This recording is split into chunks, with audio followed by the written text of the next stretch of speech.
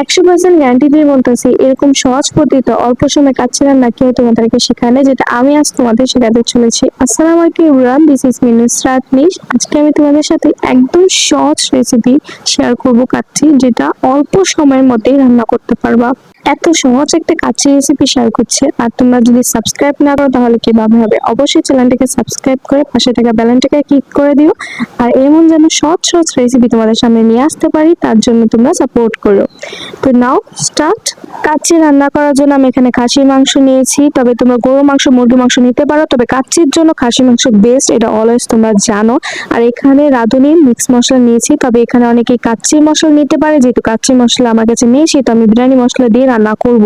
আর বিরিয়ানি মশলা দিয়ে রান্না করে আমি তোমাদেরকে পরিবেশন করে দেখাবো। এটা মাত্র 60 টাকা নিয়েছে। রাঁধুনি বিরিয়ানি মশলা যে কোনো মুদির দোকানে একদম ইজিলি পেয়ে যাবা। তারপর হচ্ছে এটা আমি নিয়েছি, মাংসগুলো এরকম পিস পিস করে নিয়েছি। অনেকে বড় পিস করে, আমি ছোট পিসও করে নিই, বড় পিসও করে নিই, মিডিয়াম পিস করে নিয়েছি।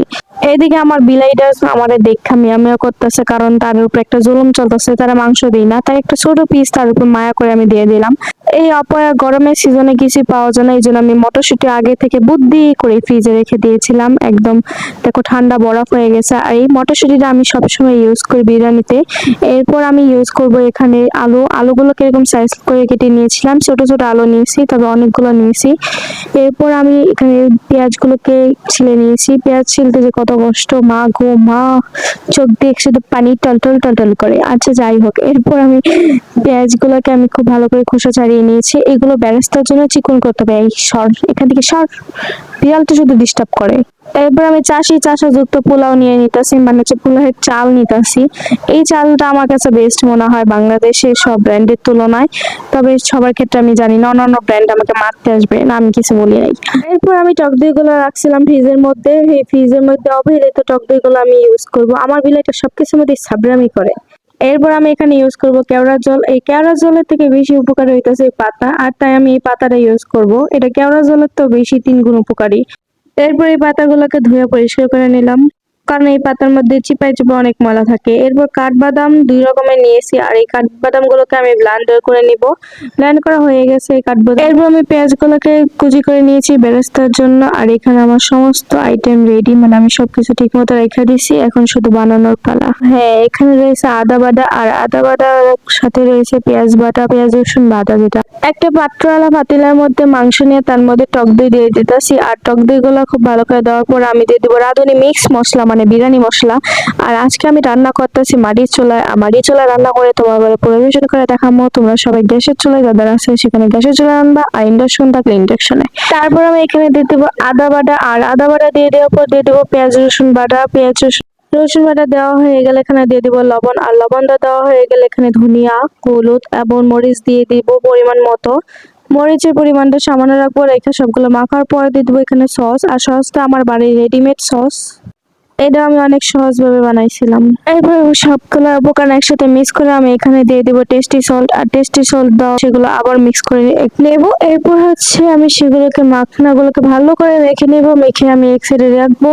আবার এর মধ্যে একটু পানি দিয়ে দিতেছি, পানি দিলে একটু আবার সুন্দর হয়। চলো ঘুরে আসি পরের স্টেপে। পরের স্টেপের মধ্যে আমি কাটা আলু নিয়ে নিয়েছি, আর কাটা আলুর মধ্যে আমি দিয়ে দিব এখানে লবণ। আর লবণ দেওয়ার পর এখানে দিয়ে দিব হলুদ আর মরিচ। আর হলুদ মরিচ একটু অল্প পরিমাণে দিয়ে আমি এখানে দিয়ে দিব জর্দার রং। জর্দার রং দিলে কিন্তু কালারটা বেশ সুন্দর আসে। এরপর আলুগুলোকে আমি সিদ্ধ হতে দিয়ে দিব। আর সিদ্ধ হতে দিয়ে দেওয়ার সময় আমার বিড়ালটাকে আমি লক্ষ্য করলাম যে নাকি ক্ষুধার্ত মনে আমার দিকে চায়া ছিল, খুবই কষ্ট লাগলো তার জন্য। এরপর আলুগুলোকে আমি সুন্দর করে ভেজে নিচ্ছি। ভেজে নেওয়ার পর আলুগুলো লাল লাল বর্ণ ধারণ করেছে, যা দেখতে অনেক সুন্দর দেখা যাচ্ছিল। এরপর আমি এগুলোকে তুলে নেব। আর এই তেলের মধ্যে একটু সামান্য তেল দিয়ে আমি এখানে বেরেস্তাগুলোকে ভেজে নিচ্ছি। আর ভেজে বেরেস্তাগুলোকে লাল বানিয়ে দিয়েছি, যাকে মেকআপ করলে লাল দেখা যায়। এরপর এই তেলের মধ্যে আমি পোলাওয়ের চাল দিয়ে দিয়েছি, এবং পোলাওয়ের চাল আর পানি আগে থেকে মাপ করে নিয়েছি। সেই মধ্যে আমি একটু তেজপাতা দিয়েছি যেন এটা স্মেলটা খুব সুন্দর আসে। এরপর পানিটা আমি ঢেলে দেওয়ার পর এরপর এটাকে আমি ঢাকা ঢাকনা দিয়ে ঢেকে দিব। আর এর দেওয়ার আগে একটা জিনিস দিয়েছি, সেটা হচ্ছে লেবু। লেবুটা দিলে কিন্তু বিরিয়ানি পোলাও যাই হোক ঝরঝরা হয় অনেক।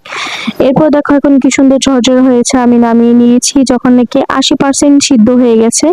আমি বলক ওঠার পর নামিয়েছি যেন সময়টা কম লাগে। আর এরপর হচ্ছে মাংসের মধ্যে তেল দিয়ে দিয়েছি, তেল দিয়ে মাংসের মধ্যে পানি দিয়ে দিব, এবং পানি দেওয়ার পর সেটা আমি বসিয়ে দিব চুলার মধ্যে।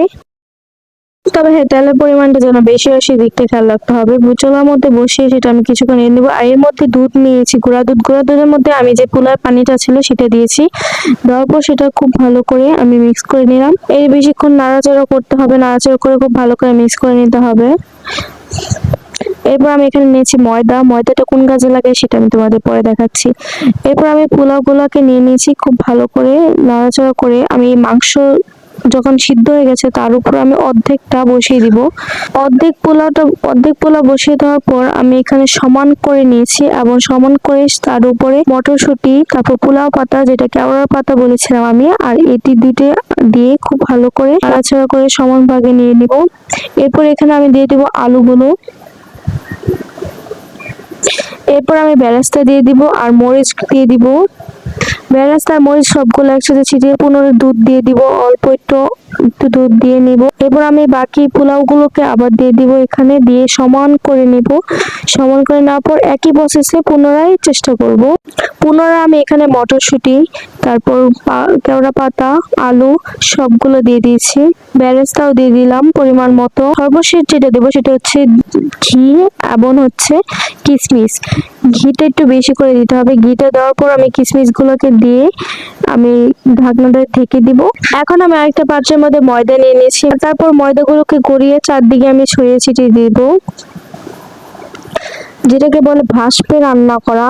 এটা দিলে হচ্ছে কোনো ভাসপ বাইরে যেতে পারবে না, আর রান্নাটা হবে ভিতরে অনেক সুন্দর। যারা নতুন নতুন কাচ্চি রান্না করবে তারা হয়তো ভয় পাবে যে এটা কি পুড়ে যাওয়ার সম্ভাবনা থাকে কিনা। না, এটা কোনো পুড়ে যাওয়ার সম্ভাবনা থাকে না। আমি আমার ভিন্ন প্রসেসে একদম রান্না করে তোমাদের সামনে হাজির করেছি। এই দেখো কত সুন্দর রান্না হয়েছে। কাচ্চি রান্নার এই এত সহজ পদ্ধতিটা অবশ্য আমি মনে করি কেউ তোমাদের দেখাতে পারিনি। আমি নতুনদের জন্য একদম সহজ পদ্ধতিতে কাচ্চি রান্না তোমাদের সামনে এনে হাজির করেছি। তো গাইস, রেসিপিটি ট্রাই করে আমাকে কমেন্ট করো, আর এখন একটা লাইক করে দিয়ে যাও।